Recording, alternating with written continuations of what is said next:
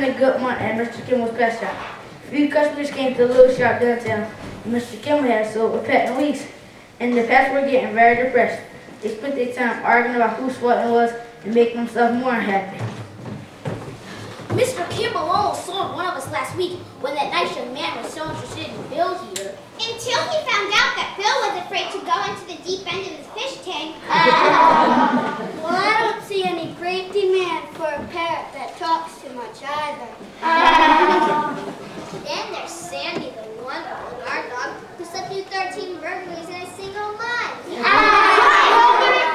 Is Papa a heavy sleeper?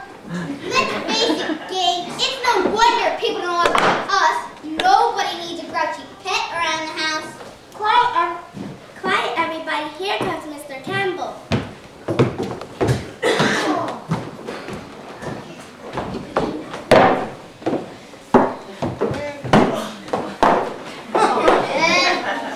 Yes, ma'am. We have quite a variety of pets here. We try very hard to find just the right pet for every child. I'm sure we can find something to suit your delightful little boy. And for a limited time only, I can offer you on one of our... These animals all seem so, well, droopy and unhappy. I don't think so. They play with me. Well, yes, ma'am. I suppose you're right. But me and my pets have been under a lot of pressure lately. I think you would have a hard time giving away these animals. Come along, Jessie. But wait, I haven't mentioned the very reasonable prices. Let's just take a look at it. That's the second one today. And so when visitors to Mr. Kimball's pet shop were not at all impressed with the grumpy pets being rejected again and again. But then one day... Oh, I've never been in this pet shop before. Oh, look at these wonderful pets. Just like the ones I've dreamed of for so long.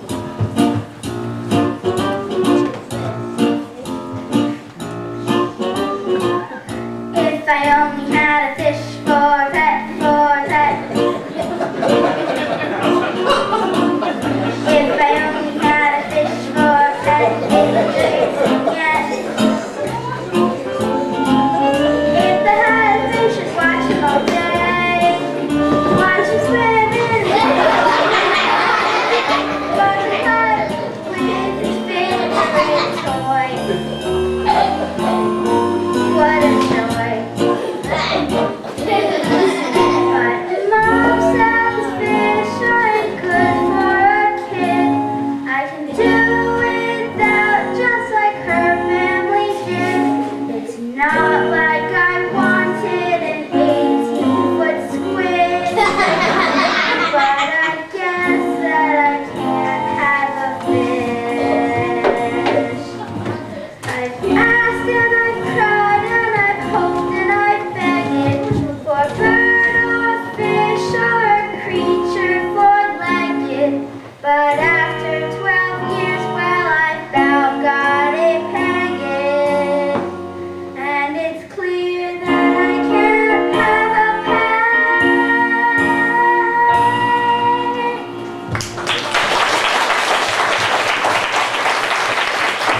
She said, you can tell she doesn't know anything about pets. Yeah, if she thinks it'll be so much fun owning one of us, she's crazy. I beg your pardon, I'm not the least bit crazy, and it is rather poor manners to suggest that I am. We didn't mean it. We're sorry. Well, that's a little better. You can understand what we're saying? Well, of course I can. Why are you so surprised? Our talking just sounds like whistles and barks to most people. We always thought it's because they don't listen carefully enough.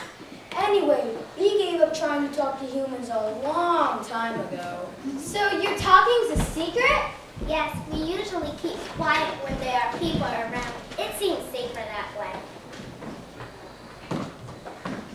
And we don't let anybody know that we can get out of our cages whenever we want. You won't tell Mr. Kimball, will you? I wouldn't dream of it. You certainly are very clever pets, but I don't understand why you're saying such bad things about yourselves a few minutes ago. Well, it's just that we're the sort of pets nobody ever wants to buy. Well, my name's Amy, and I'm very pleased to meet you all. But I don't understand why you're so anxious to be sold. Mr. Kimball keeps you healthy and comfortable, and you have each other for company. Oh yes, Mr. Kimball is a wonderful man, and he takes good care of us. But this is no life for a pet hanging around a pet store. We want to be someone's best friend and closest companion.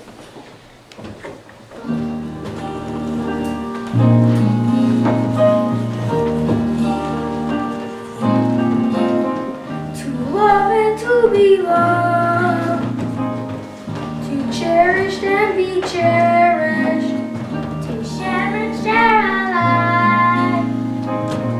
To care for and to be cared for. This is all we ask. This is what we're searching for. To love and to be loved. To share the joy of living. To give and to receive. And then to go on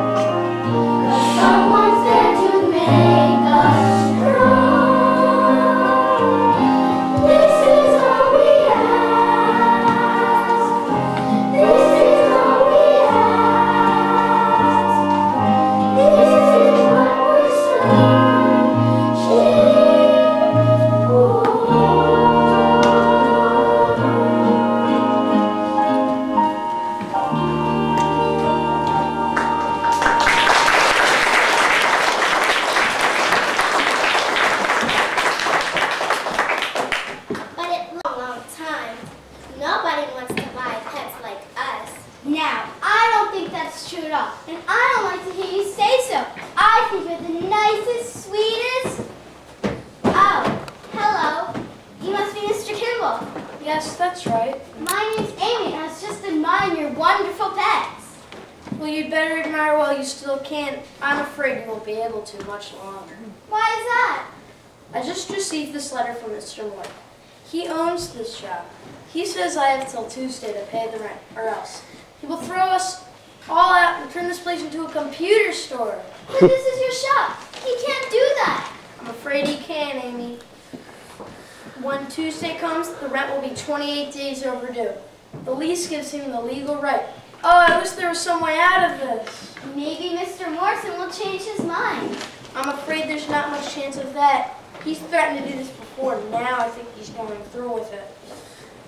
He says he's coming Tuesday to get the rent. If I don't have the money when he comes, we'll have to be out by the end of the day. Please excuse me.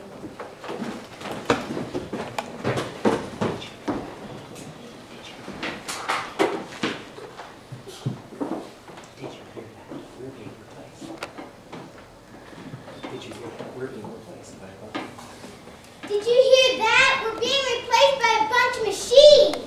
What will Mr. Kimball do? This shop's his whole life. It will just break his heart. We'll be out on the street.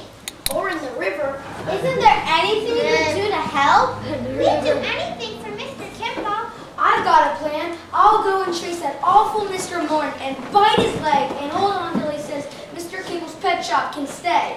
That's a ridiculous idea. I'll fly over his house and steal his keys so we can lock ourselves in here and he'll never get us out. No, that wouldn't work. I can sneak into the vault and steal enough money for the whole